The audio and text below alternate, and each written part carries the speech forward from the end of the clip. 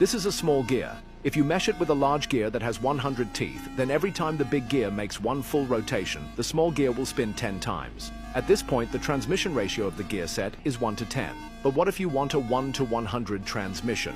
You could replace the 100 tooth gear with a 1000 tooth gear. However, that would be far too large and impractical. So cleverly, you fix a 10 tooth pinion onto a shaft and pair it with a 100 tooth gear, and then make two identical sets.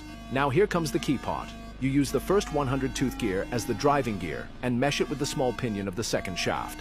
Then, the 100 tooth gear on the second shaft meshes with the small pinion on the third shaft. When the driving gear rotates once, the second shaft turns 10 times, and at the same time, the third shaft turns 100 times. Just like that, you've replaced a massive 1000 tooth gear with a compact gear train and achieved a 1 to 100 speed increase. Now let's take it even further. Attach a push rod to the driving gear and connect the other end of the rod to a lever. Then, on the large gear of the third shaft, mesh a 50 tooth gear and fix a small fan blade coaxially onto it.